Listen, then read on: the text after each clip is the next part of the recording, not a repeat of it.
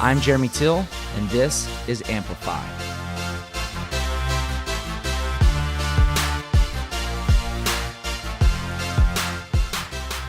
Cassidy Phillips is going to be joining us today, guys. Trigger Point Technology, startup to finish, multi-million-dollar company. Many entrepreneurs start on their journey, but not a lot of them finish the way that Cassidy did, and he's really starting on his next journey to help other entrepreneurs gain access to success principles that work for him. We're excited to have him on the call. You know, his technology has really impacted the health and wellness and fitness world. A lot of celebrities have used his technology, a lot of top athletes, and really the common day man as well. I've been really excited to see his journey here in Austin, Texas, as he's founded his company. Just a pleasure to have him on, dear friend, and let's get to it. Well, cool, man. Well, tell us about where you're from. Are you from Texas? No. Where are you from? I grew up in Shreveport, Louisiana. My car was parked and packed in the lot when I was 18 years old. That's when I was graduating high school. Yeah. I held back a couple of times. It's a story for another day. But yeah, my car was parked and packed in the lot the night I graduated from high school. I took off and went to race for a team cycling out of Colorado, out of Aspen. And then I had an abdominal obstruction when I was 16. I had another one when I was 18 when I was racing. So I was airlifted back to Louisiana. I was there long enough to get the surgeries and all that stuff done, popped back out, and lived in Denver, lived in Boulder. University of Colorado said I had severe dyslexia. I'd never be able to perform at a university level. So I bounced out of there, went to make my living as an actor in LA. Did that for a bunch of years, produced TV and film, and then left for Atlanta for a girl, and then launched a company called Trigger Point. And then I hopped on the road for a couple of years, and my wife needed a home because we were living out of an Airstream in a truck. And she said, I want to live in Austin. So long story short, that's how I got here. Boom. Yep.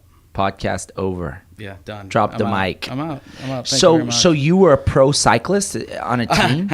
Let's not get carried away. Okay. I was not a pro cyclist. I wanted to be a domestic pro cyclist, which I always had big eyes, and I trained better than raced in anything I've ever done, and cycling included that. Mm-hmm. So I was as a junior, I was really fast. I got to race against Lance as a kid and all that kind of stuff. But, man, as I got older, I don't know if there were drugs in cycling. I'm not sure about that. But I wasn't even good enough to take drugs. So yeah. I didn't get that opportunity. Yeah. So you went to L.A. and acted. Yeah. What you were doing, producing as well? Or I made my living as an actor. I did a ton of commercials in the 90s. I think you were still in junior high. Yeah. And then I started a company called Art House Entertainment. But before that, I was at a production management company, producing out of there. Then I went to Art House Entertainment. Me and 3 other people started that company, and my associate producer was on Seinfeld. So, he was a associate producer on Seinfeld. So, yeah, we started a company together. We had a bunch of actors, and I think I produced, I don't know, 4 or 5 films, something like that. They were fun, but making my living as an actor was the best because I didn't realize I was making money. It was commercials, so I just made a bunch of money, didn't know it, and lived the good life, surfed every day, and then I was doing stunts as well. So I skated professionally for rollerblades, so that really got me an in on a bunch of the Gen X kind of commercials. So it was a good time. Nice. So the woman that you moved to Atlanta is your current wife? No. Okay, no. That drew you there. Okay. Yeah. So where did you and your wife meet? Well, at a duathlon. So I went to Atlanta. I thought I could be a top age group triathlete. I moved there for a girl. What year is this? Man, this is 2000. So check this out. I went from I was the VP at a company called FilmBazaar.com. We were the largest platform for distribution of films via the internet. So in 2000, I had a 140-foot yacht in the south of France for the Cannes Film Festival, along with apartments and parties and all kinds of crazy stuff. and I left that. Well, that was May of 2000. So what grade were you in? 8th grade? 9th grade? Of 2000? Like yeah. That's the year I graduated. From high school? Yes, sir. Okay, so when you graduated from high school, I was on a 140-foot yacht in the south of France. I'm just saying that was pretty cool. Hey, I was in South Padre having a wild spring break. Let me just tell you, South Padre and the south of France, I don't know. Yeah, hey, you know. I can only imagine what kind of trouble you were getting into. But so so May of 2000 is when the dot-com bubble burst. So that's when our investors ended up on the boat with us in the south of France, and we knew that there was a problem. So they said, listen, our company's a bust. We're going to sell it for pennies for the dollar. So take your time getting back to the office. And I said, well, I'm going to go surf the coast of France and Spain for 2 weeks. So I went and surfed the coast of France and Spain, did a lot of soul searching, came back to L.A. I didn't know if I wanted to be in L.A. anymore. And I ended up meeting this girl, and she had known about me for over 10 years, read about me in her cousin's journal. Her cousin, I helped in high school with the anorexia. So this girl knew everything about me in high school, but I'm kind of an adult, not really. I mean, I'm 30 years old. I think I'm an adult, right? I'm not at all. But, yeah. So she convinced me to move to Atlanta and pursue a relationship with her. And fortunately, a friend of mine out in LA used to say, "Rejection's God's protection." So I went to Atlanta. She did not work out, and so shortly thereafter, I met my wife and. Slam dunk, home run, I married up. Perfect. So now we kind of move into the inception of Trigger Point. Yeah. Well, Trigger Point was, it's funny. I mean, Trigger Point was always a part of my life. And that sounds weird, but the concept of Trigger Point was empowering people to be able to take care of themselves. I mean, that was really the core value of Trigger Point. And I had a lot of problems through my athletic career. And when I was 16, I had an abdominal obstruction. I also had an anorexia and bulimia. I was a national triathlete, and it was a culmination of a lot of different things, insecure about myself, wanting to be the best athlete. And unfortunately, I needed to lose weight because I was a big bone kid. I was a thick kid. So the only thing I knew to do was when I go run, I'd puke and I'd keep running. That's not good for your body. Abdominal obstruction, I had a fibrous band wrapped around my small intestines. You have fibers shaped like a C, your stomach grows around them, and then they disintegrate. The little girl in Poltergeist, if you remember that movie, the little blonde girl, that's what she died of. She died at an early age from the exact same thing. Typically, they can't find it. So I had a great surgeon, found it, and I was able to live through it.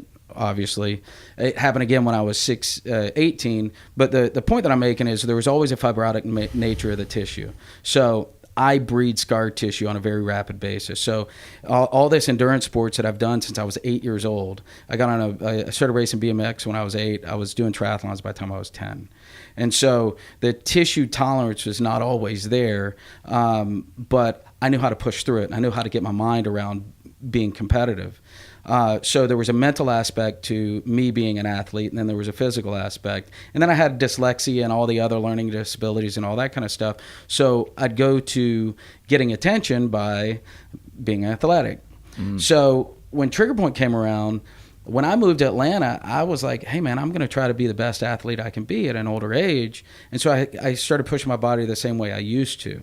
And my body didn't really respond well. I mean, I went from about 190 pounds to 160 pounds, and that was in about a month and a half. I was eating tuna fish out of a bag with corn, shoved in it. Remember, do you eat the tuna fish in a bag? Yep. Do they still make that? Yep. It's awful. Yeah. But that's what I'd eat every day. I'd train every day, and I just destroyed my body through that process. And so if I hadn't dealt with chronic pain before, now at age roughly 30, I was in the pain cave. My body wouldn't move. At one point, it took me 2 hours to get out of bed in the morning. I'd get out of bed to go swim, and then I didn't realize I had an intolerance to chlorine. So I'd go to the YMCA in Alpharetta, Georgia, and it was this festering pool of nothing more than uncertainty that was in the water, because it was in the basement of this place. So it was disgusting. So the chlorine affected me. The dehydration of living in Atlanta and training my ass off affected me. The repetitive movement affected me. All the triathlons and all the competitive running and all that I had done as a kid affected me. So trigger point was me hitting zero. It was God's way of telling me, you really need to look in the mirror. You really need to understand who and what you are to understand who you want to be in life. Yep. And this is that moment that you're going to have to stop, look, and listen, and think about what you want to do for the rest of your life. And just right there, because this is a crux, and it's this moment in time. And I don't know if I heard the quote or if it hit me and I wrote it down. Your darkest moment, is the beginning of the light. It's that moment of your darkest time that you start to see, that you're seeking the light, and whatever the light is in the sense of the solutions to that, ground zero. And it seems like this is it. Yeah. Well, there's two things. Your darkest hour is either death or light.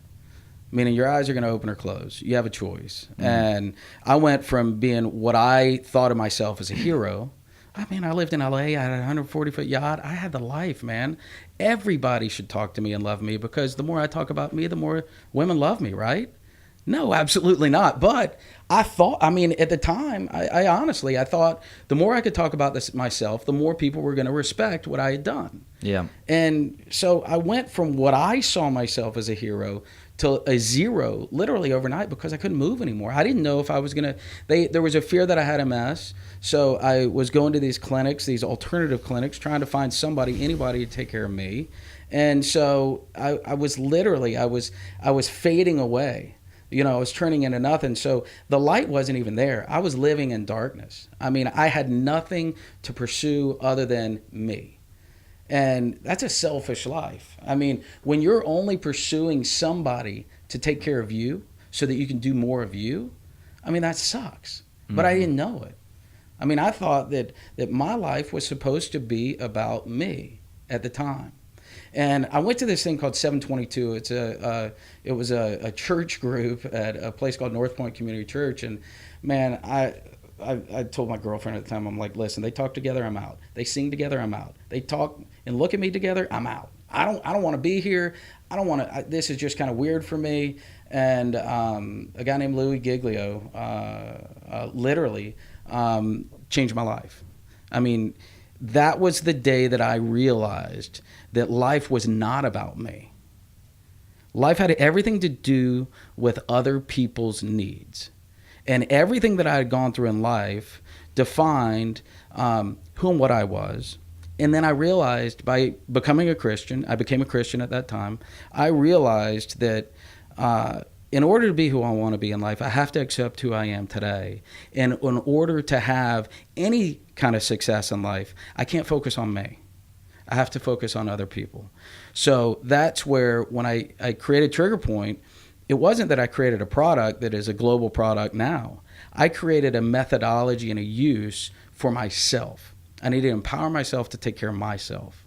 I had to stop and realize that if I want to keep doing what I love to do, I got to take care of me. So you didn't have a background in anything to do with mobility or muscles where did that, you're an athlete. Did you get on, did they have the internet back then? Whoa. But did you do research, or how did you come up with the concept to manipulate the muscle, bring oxygen, blood to the region? Where did all that come from? Interesting. So that's a good question.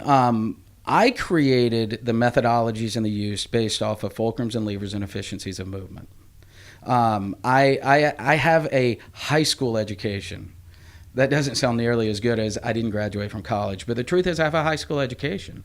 I have a very creative way of looking at things, and so I looked at. Let me talk about two different things, if you don't mind. But so when I created the methodologies of Trigger Point, I studied the Bible half the day and I studied the human body half the day. I looked at the simplicity of the Bible and said, I get it, I got it, I'm in. because I had a huge problem with religion. I say religion's marketing and Christianity, the Bible-based, reality of life. I'm in. I got it. I love it. I'm gonna pursue that. Then when it came to the muscles and movement patterns, I basically did the same thing. I looked at the If you look at mainstream medical and the way that they treat muscular dysfunction, they say, I'm going to give you a pill, rest, ice, compress, and elevate, and hopefully you're going to be fine. And if you're not fine, I'm going to give you some more medication. And if that doesn't work, I've got even more medication. And eventually I'm going to pull you out of your own body, and you're not going to feel anything, nor are you going to live a life that you want to. Mm-hmm. So I said, okay, I'm going to look at the simplicity of biomechanics and the movement patterns, fulcrums, levers, efficiencies of movement, and what are the anomalies that we as humans have versus any other animal. Because that ultimately defines the way that we move. And if we can address those areas, then we can create tissue tolerance. And with that tissue tolerance, the bony structure is going to be able to move where it wants to, and the muscular structure is going to be able to support those movements. Mm-hmm. And so the Achilles is ultimately the defining difference in where our Achilles attaches and where it attaches in any other animal. We forget that we're animals, but we are. Right. So I said, okay, so if I look at that, I need to address the way that the foot hits the ground first before I address anything else. Because ultimately, if I can regain dorsiflexion of the foot, the movement patterns of the foot, I can then take wear and tear off the knee, the hip, and so on and so forth. So I just looked at it as, let's look at the simplicity of how the body moves and the anomalies of the human being and address those and put programmatic processes into that so that people can remember how to implement the strategies of the methodologies I created. Mm-hmm. So you hit rock bottom. That's my word usage. Yep. You found Jesus. Yep. Your body was in shambles. Yep. You needed tools to cope with the pain. No. I needed methodologies. Okay, you need methodologies. Because at the time, it's funny, if somebody would have introduced me to ART at the time, I may not have had a company. Mike Leahy, who created ART, has done a fantastic job of programming soft tissue solutions for repetitive movements. So, man, I'm glad I never got introduced to that. But at the time, there was none of this Kelly, Sue, yoga tune-ups, none of that existed. So first it was, I got to figure out the areas that I need to address. Then I have to create a product that's going to mirror the feeling of an actual hand, because I had to duplicate what all these therapists were doing for me. I did massage therapy, I did chiropractic, I did vitamin C IVs, I did glutathione injections, I did over 300 injections of Procaine. You name it, I did it trying to fix my body. So it was not about a product first. It was about what are the areas that I needed to address first. Soleus, and then quad, and then psoas, piriformis, pec major minor, and T-spine. Those areas I need to address. Now, how am I going to address them and mirror the feeling of a therapist so that I can maximize my home care solutions? So I first created the ball, and it was a Frankenball at first. The thing was so ugly.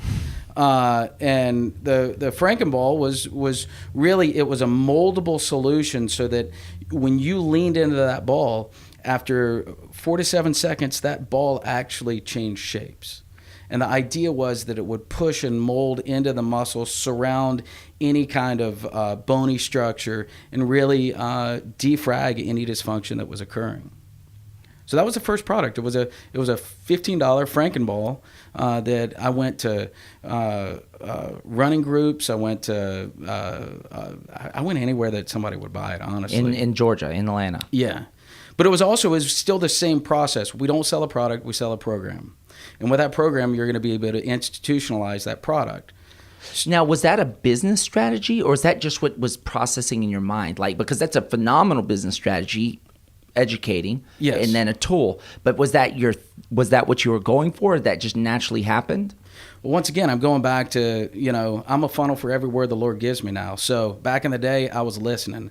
I'd wake up and have a strategy. So once again, was I want to empower people to be able to take care of themselves. I was empowered to take care of me. So my strategy with Trigger Point was to empower people to be able to take care of themselves and do things they never thought possible. So it was never about, hey man, I want to build a bunch of these products and I want to sell them around the world and I want to make a ton of money. I said, I want to give a value to life. I want to give people a quality of life that don't have a quality of life because they're being misguided by mainstream medical. Got it. So take us from Atlanta and how did it unfold? How'd you get to Austin, Texas? And what did that look like from the creation of the ball to getting into run groups? And then what kind of unfolded there? Well, so, starting off in Atlanta, bought an Airstream and a truck. Had a guy named John Kent. He came and worked with me, traveling. I mean, we had gone to an Ironman, and at the Ironman, this is 2001. We go to an Ironman. I think it's 2001. It's 21 or 2002. I think it's 2001. Because at that time, we went to an Ironman. I'd built all these balls. We had gone to I had launched the company at, it was actually the same day I asked my wife to marry me, so it was a pretty awesome day. My balls were truly on the line, pun intended, sorry. And so we have Nicole in the room, that's why I had to address that. Yes. But it was a Gulf Coast triathlon. That's when I launched the product. And I mean, it was a very ugly launch. I was working out of a buddy of mine's booth. We had these Franken balls, and I'm trying to sell the ball at the time. Well, I realized then it's not about the ball. I can't sell a ball. I can't try to sell anything. I'm going to empower people with education. With that education, they can implement whatever purchasing decision they want. So that's when I said, okay, we got to go on the road. So we then went to Ironman, Florida. We had a booth there. It was we had actually at that point all we had was a booth. We had these awful banners that we made at what's the place that you get all the printing stuff done? Kinko's. Yeah, we went to Kinko's. We got this banner made. It was a little stick figure sitting on a blue ball. I really didn't think that thing through. But Nicole, sorry again. And so we went to that event and we sold out everything we had. We did $5,000 in sales at that event. We made a footballer. There was a ball footballer. That's all we had at the time. Footballer was for the soleus posterior region. But we didn't have the blocks at the time. So if any of you guys have our products, we have a block that you sit the footballer on top of. And so that's where we take any kind of tension out of the foot when you're rolling through the posterior lower leg. So well, shit, what are we going to do? And I told my wife, I said, we're going to go to Walmart. We're going to buy all the yoga blocks they have. And we can buy them for $2.50 there, and we can sell them for $10 here. Mm-hmm. So we're going to make up a pretty good margin. And, that's not a bad cost of goods sold anyway. So we went there, bought all the blocks, stuffed all the bags, and that was really our validation. We sold everything we had. I called my dad. I called everybody when we left there, and I said, hey, man, this is crazy. This doesn't make any sense. I mean, we sold everything, and we don't have any education materials. It was all about educating people on how their body was moving and why. So we ended up getting on the road in January, and we went to the Disney Marathon was the first thing that we did, and it was crazy. I mean, it was we had people laying all over our booth. It was the most unbelievable experience I ever had. I mean, we sold out of everything we had there. We had this horrible looking booth, but it was all about the education. I mean, I'll never forget, we had a woman walk in with a walker and walk out with it over her shoulder. And I was like, oh my gosh, this is unbelievable. So we kept traveling. We actually sold the Airstream in a truck on eBay one night. The next day we bought a motorhome in Dallas, Texas. And that's when we had a bit of luxury. So I thought my wife would be content with living on the road. Let me just tell you, we had an Airstream in a truck first. We had 2 employees at one point, a dog and my wife and me. Yeah. That's awful. Yes. Don't put your wife through that ever. Then when we got the motorhome, I'm like, man, we're rolling. I mean, this is like high class living, and it still had a trailer hitch and 4 tires.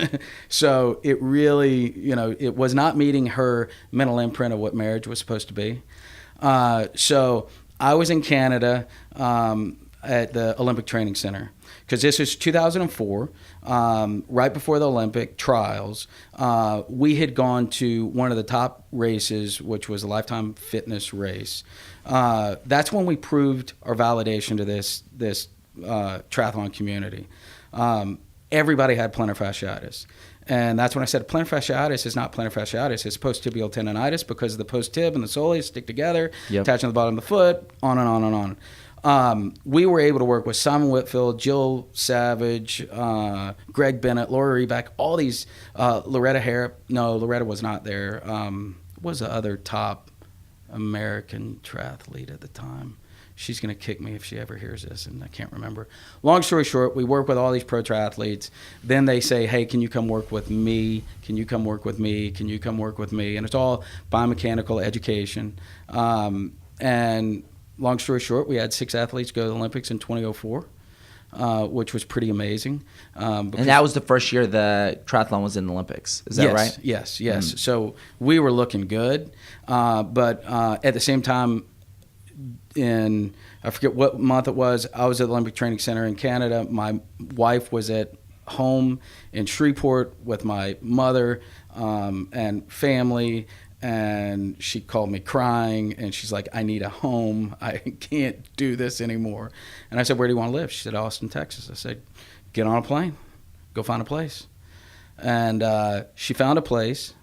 We went from, check this out, I was in Victoria, Canada, drove down to Bellingham, Washington, in the motorhome, John and I. The Olympic trials happened.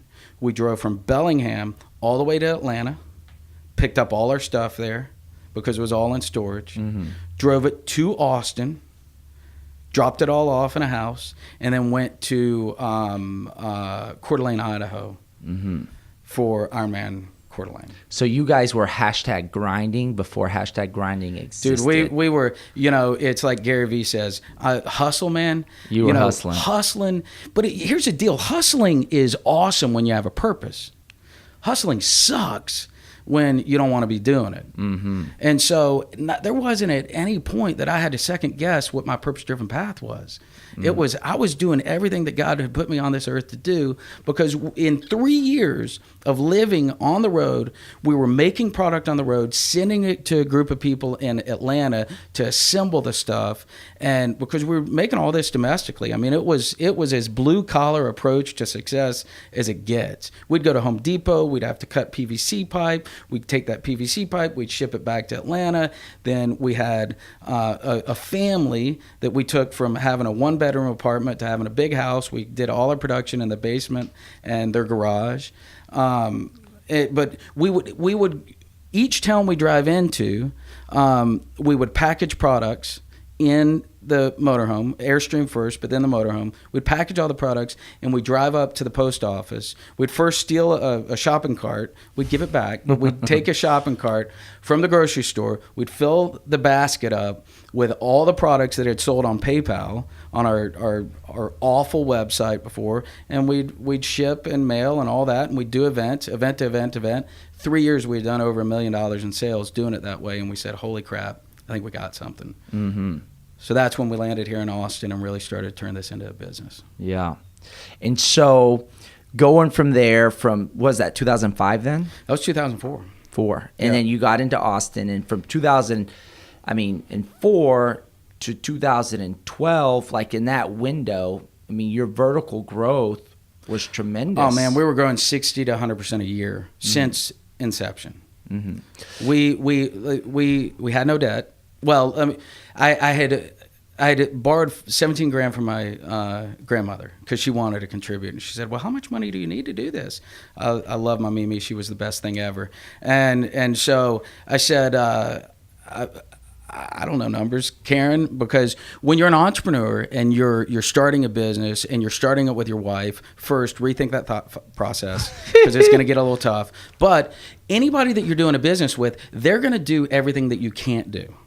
When you're the visionary, when you're the leader, when you're the guy that has created all of this, then whoever is around you is going to do the things that you can't do. Well, God bless my wife because she is a numbers phenom. Mm-hmm. She was amazing. She did all our supply chain and all that kind of stuff. So she did all our numbers. She said, we need 17 grand to make this thing start. I said, okay, Mimi, I need 17 grand. 17 grand turned into, we've probably done over 60 million in sales since then. Mm-hmm. Crazy. Okay, so the grid. Yeah. So I know that the full spectrum of the Trigger Point products, and then the grid, what I see is like the anchor piece that is, universal. How many, LeBron James, you have, why am I blanking on the professional soccer player? Pele? I'm kidding. No. Man, we've Bend had it like Beckham. Yeah, David Beckham. You got Beckham. Those are just three of world-renowned, top athletes, and every other week we see them. The grid in that piece is impacting the world in the sense of the athletes being able to perform at the levels they are. So tell us a little bit about the grid and the inception of that. Well, once again, we are empowering people to be able to take care of themselves. So in 2007, that's when our economy started to go south. Now, the TP ball, footballer, quad baller, those products were made to mirror the feeling of an actual hand. When you hop on those products, that's pretty aggressive, or it feels pretty aggressive. But the biomechanical changes that those products make is unbelievable.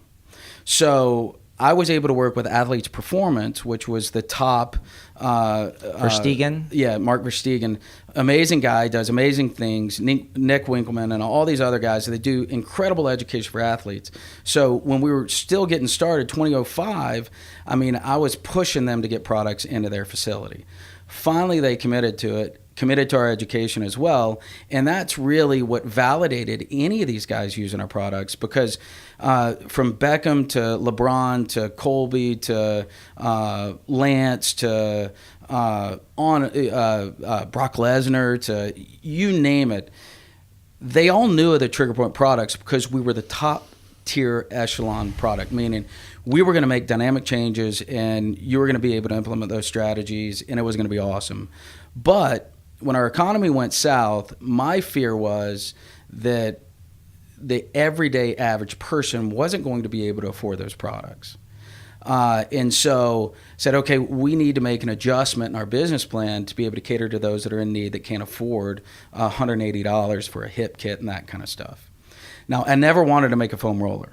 Mm-hmm. I think foam rollers at the time, Feldenkrais was really the only people that were using these white swim noodle foam rollers. Yeah. And I didn't believe in it. I said, it gives you a false sense of security.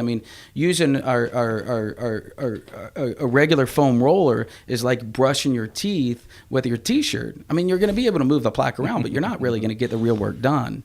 So we got to really use a toothbrush, and that's where the Trigger Point products came in. So I said, if we're going to make a foam roller, we got to make it different. We have to engineer it so that it's sustainable, meaning it's never going to break down. It's hollow so that we're not going to waste a bunch of foam and it's going to be ecologically friendly. And then we really have to figure out a systematic approach to move blood and oxygen through the tissue as you roll over it. And so if you look at the pattern of the grid, it looks just like a meat tenderizer. And so the idea was, if you can cook with a meat tenderizer and beat your meat with that, sorry, Nicole, again, we should maybe try to duplicate that same pattern in order to move the blood and oxygen, get the tissue pliable with a grid. And so now you look at it and you go, shit, why didn't I think of that? But nobody was putting programming into soft tissue solutions at the time. And then nobody was putting engineering to a foam roller because our grid came out, it was $40. And people said, you're never going to be able to sell a foam roller for $40. and we have millions of them in the market. So I think I was right. But it was really, we had a program called Smart Core at the time, and it was about core workouts on the grid, and then you could use it as a foam roller as well. So it was Smart Core first, foam rolling second. But the mental imprint was everybody knew how to use it before they hopped on it, because foam rolling by that time, 2008, 2009, had really started to take off. So when they saw our grid, and I made it the brightest, most beautiful colors, so that when you saw it on TV, you'd know it was Trigger Point. Because you can't put a logo on the side of it. So it's like, I'm going to make it orange, which is the number 2 color for the eye. Lance had already taken yellow for the Livestrong bracelet. So I said, I'm going to make it orange. I'm going to make it pop, and everybody's going to know that Trigger Point is the leader in tissue tolerance and biomechanical education. Boom. Boom. Yeah. 2014. 2014. Okay. Is this when you started to look at the buyout of the company, or how did that come about? Because in an entrepreneurial journey, starting in 2000, moving through 2004, the vertical growth, the company, explosive growth, and then, the opportunity as an entrepreneur, in the world of entrepreneurship, it's the pinnacle, be able to take something from design, create it, make a mass movement by it, and then be able to sell and, cash in. That's not everybody's goal, but I mean, that's what everyone's aiming. And the beauty of it is that wasn't necessarily your goal. Yeah, no, I mean, so I work with one-on-one with clients now in entrepreneurial education and how to build your company and that kind of stuff. And money makes people stupid. It makes you stupid if you're starting a business, or if you've had a business and you start making money. And so you got to be really careful about the way that you build your company and the strategies behind it, because in my world, a day is a week, a week is a month is a year. If you're at my company for 3 months, guess what? You made it almost 3 years at another company, and that's awesome. That's how fast we're growing, and we're not growing 10%, we're growing 60 to 80% a year. So the dynamic changes that we had to make to keep up with that industry was incredibly difficult. So I went from being this pioneer in the educational space, which nobody was doing it at the time, and then the Kellys with Supple Leopard, or with Mobility WOD, which Kelly does a phenomenal job. Sue Hitzman with Melt. There were these players that were coming out very educated, giving great education, doing things dynamically different than the way that we were doing it. But then it became this different kind of game. I like to win. There's no denying that I like to win, but I like to win for you first and me second. So I want to empower you first, and then I'll take whatever I can get after the fact. So most of the time while I was building the business, I was never building the Cassidy Phillips brand. I was building the Trigger Point brand, because it was all about those that are in need of better movement. So in 2010, we were still, our hockey stick was poised, and we were growing rapidly. So we went from 5 employees, 10 employees, 1 million, 5 million, 10 million in revenue. I mean, everything was growing. So by 2014, I think I don't know, we had 40 something employees. We had 80 plus countries around the world. We had master trainers around the world. We had distributors around the world. Everything became about money. What's the cost of the product? How low can we build the product? What's the least amount of money we have to spend on the product, get the greatest rate of return of revenue? And I'm like, whoa. We got to think about the end user. What's the greatest rate of return that we can give the end user? How can we lower the time that they have to implement this strategy so that they can get the greatest rate of return? So I had this internal conflict. It went, am I taking care of the person, or am I taking care of me and the money? Because the money's always going to be there as long as the passion is in the right place. Mm-hmm. When the passion goes astray, what's the saying? The road to hell is paved with good intentions. Whereas the road to greatness is on this dirt road. You got potholes, and you got all these trials and tribulations that you have to go through. And I'm looking at the success of this business, and I'm dumbstruck. I mean, we are affecting people around the world. I'm getting emails every day saying, you changed my life. You gave me a quality of life. I couldn't move, and now I can move. I didn't know I could be who I am today, but you've given me that opportunity. And I'm thinking, oh my gosh, this is the best thing ever. But I got to think about the revenue now. Yeah. It was a real hard thing to deal with because we had every major distributor in the U.S. carrying our products as well. So I had to take a deep look at myself, and I'm in the process of writing a book right now. And within that book, it talks about 2013, I was dead tired. Yeah. I mean, I had been doing this for over a decade, and I mean, I forgot about me in the process. I thought the more I sacrifice for me, the greater I'm going to be. Everybody's going to look at me as being this hero, this martyr, this guy that's given up everything to empower others. And that was the wrong way to go about it. I needed to take care of myself the whole time. I needed to separate myself from work at times. And unfortunately, as an entrepreneur, you don't always think that. Mm-hmm. And so what I did in 2013, I said, I got to bring somebody in. I got to make them the CEO. I'm going to be the rock star. Let them be the producer. But first, I got to go take some time for myself. I got to get out of here. I went and climbed Mount Kilimanjaro. It was one of the most amazing trips of my life. But the problem was I took my hand off the steering wheel. And when you're building a business, you can never take your hand off the steering wheel. If you're tired, it's your fault, and you need to fix it yourself. Somebody else can't come in and fix it. So I had to stop. Once again, it was hero to zero kind of mentality, and I had to look at what my business was doing and why. And unfortunately, the relationship with the CEO didn't work. And I said, okay, I got to look at how am I going to impact the most lives? How am I going to be able to allow this legacy to continue? And we were doing, roughly 20 million in revenue, and it's this big machine. And I said, you know what? I had a conversation with my wife, and I said, listen, I'm gonna play a role for the next 12 months. I'm gonna grow a beard. I'm gonna get glasses. I'm gonna dress nice, which I wear jeans and a black T-shirt every day. And I said, I'm gonna play a role. And that role is to exit this company. We're going to sell the company to the right person, not any person, because we had several companies that were interested in the business, and I feel like we made the right partner for the business.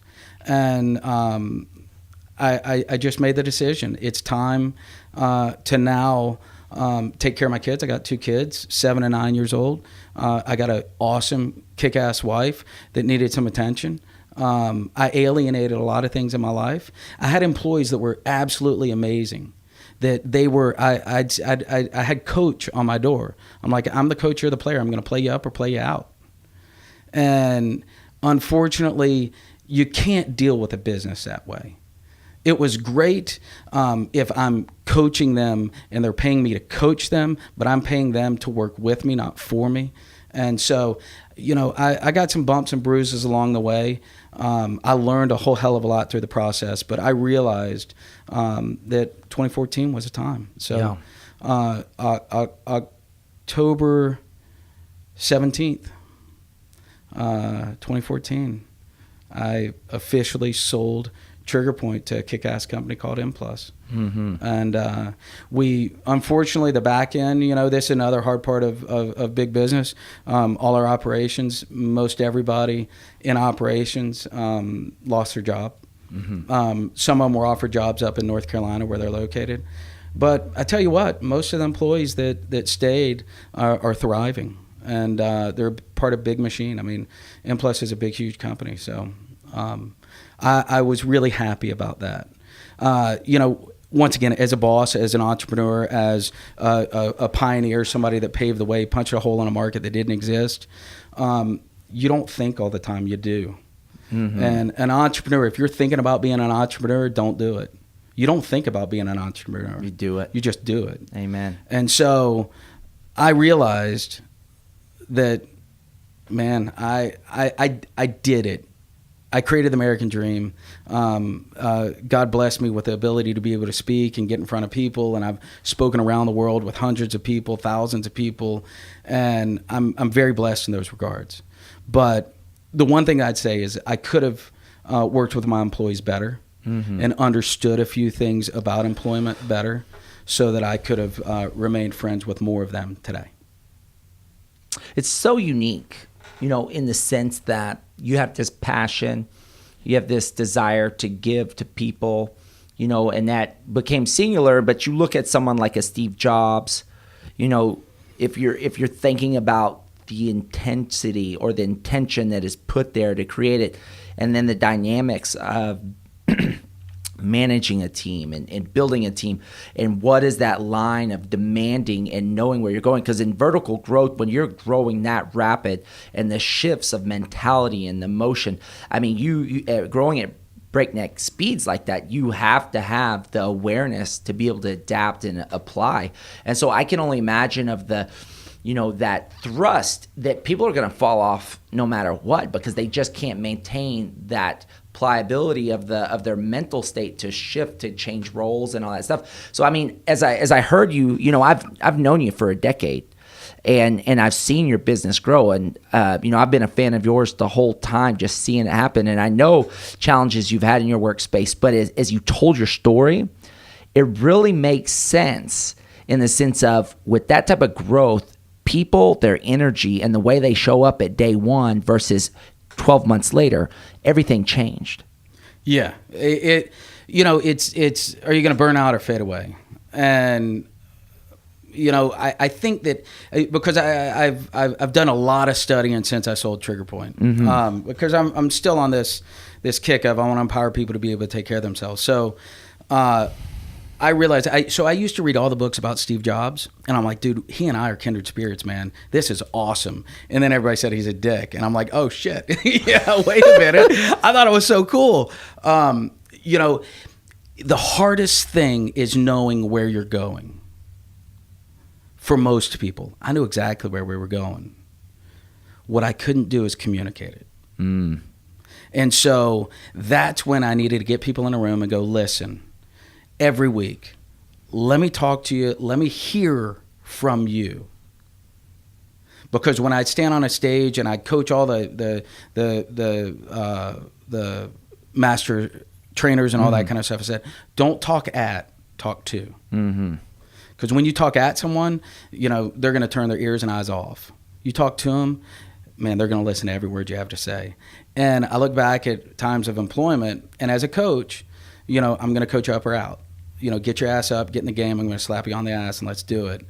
Man, you can't treat everybody that way. Not everybody has the same spirit that I have.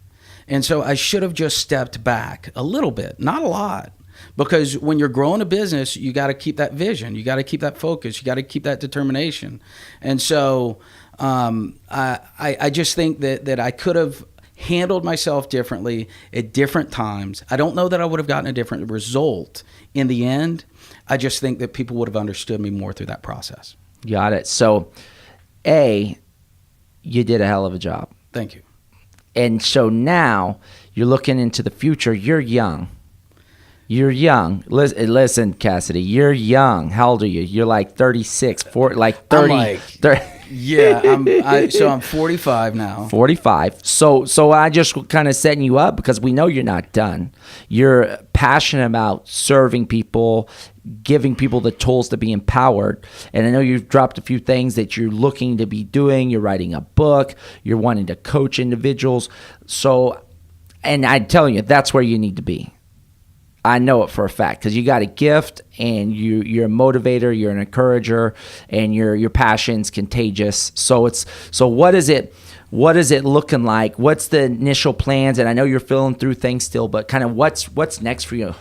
Once again, a good question, and I think about this quite a bit. I worked for the parent company for about a year. After exit. So I was making products for the future. So you'll still have the benefit of rolling on some of the cool products that I created. The MB5 that you just showed me. I'm very proud of that product.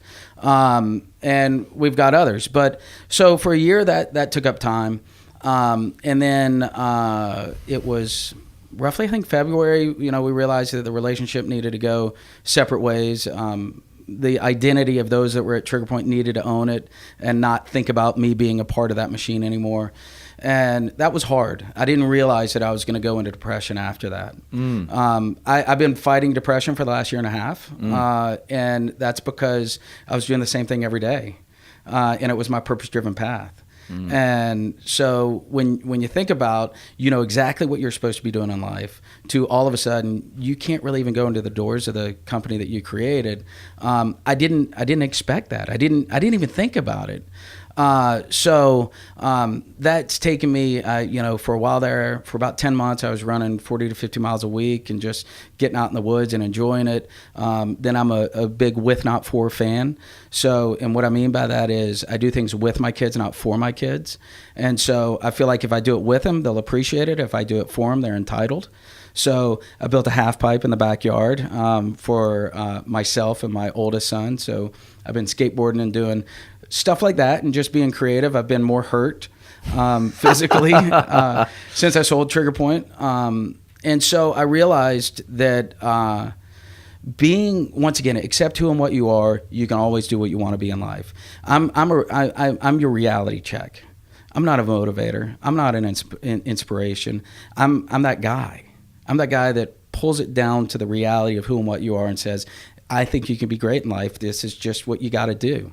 And you got to stop, look, and listen and realize that everybody around you loves you or hates you because of the personality that you are. And so when I look at my future, that's what I do great.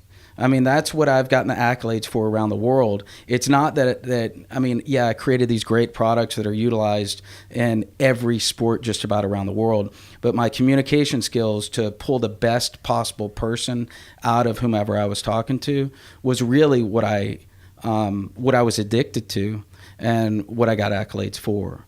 So I do have a couple of clients that I'm coaching right now, but you know, the future is, I'm going to find your purpose-driven life. I'm going to sit down, motivate you, inspire you through the realities of who and what you are to get you to where I think you can be in life. And you know where you can be in life as well. It's just, unfortunately, the past typically defines the future or the present. And you got to go back to that past. We used to say it in injuries. If you're injured as an adult, we can walk you back to high school. We know when you got injured and why, and the repetitive motion that occurred after the fact, the dehydration that set in, and unfortunately you turn your body more into beef jerky than you did a supple steak. And so we got to go back there, we got to identify it, we got to correct those movement patterns, and then we can turn you into the athlete you should be. So I'm taking it from the body perspective then to the mind today. Gotcha. And so I know I've been able to sit down with you and talk to you a little bit. I know, you know, you have some charitable movements that you're associated with and that you have some initiatives there. I know you're doing with One Touch. Yep. Yeah. Yeah. So the coolest part about selling Trigger Point was we took a big chunk of money, we put it into a foundation, and we've been building water wells and community centers in Ghana. I just got an email from one of my guys, Patrick, over there, that he's doing rice farms now, and he needs some help there. So, you know, if you go back to my with, not for mentality, most charitable donations are for, they're not with. And I have a real problem with that today. I mean, just building a water well gives them water, but guess what? They're going to be in a receiving position potentially for the rest of their lives. We need to educate, we need to teach, we need to empower. We need to go back to the structures that we have here in the U.S. and other places in the world to be able to have them understand how to build a business for themselves. So I'm looking at that aspect in other parts of the world. Here in Austin, human trafficking is a huge problem. There are women that are being trafficked all over Texas that nobody has any idea about. Children as well are being trafficked. Nobody has any idea about it. So I have a meeting tomorrow to talk about continuing contributions to make that more aware of that problem here in Texas and maybe across the country. But you know, God blessed me with the ability to build a great company, put a bunch of money in my pocket now, but it's not mine, it's His. So I got to get out there and help those who are in need, and hopefully I'll continue to be blessed with the dollars to allow me to do that. But man, I got a beautiful wife, I got awesome kids. What can I complain about? I'm a pretty happy guy. Cassidy, that's it, my man. We appreciate your presence here today. We're really looking forward to see what happens over the next couple years for you. We know you are a world changer, so thank you for coming on. Absolutely. And if I can say one last thing to anybody that's listening, if you're building a business, if you want to build a business, if you want to get out there and try to make a change in this world, don't make it about money and don't make it about you.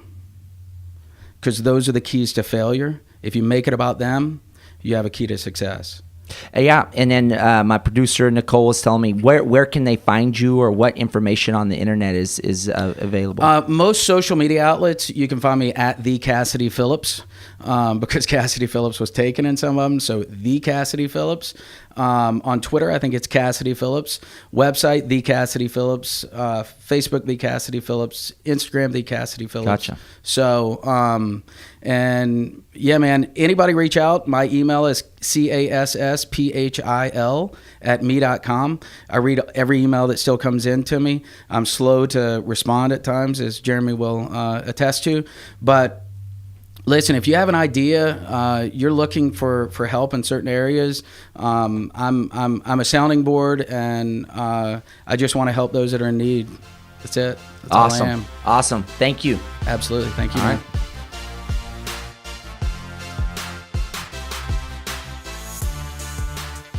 Thank you so much for joining us on the Amplify Podcast. You can find more at theamplifypodcast.com. Our social links to Facebook, Twitter, and Instagram. Join us in conversation. Let us know what you're thinking and how we can best service you guys. We will see you again really soon.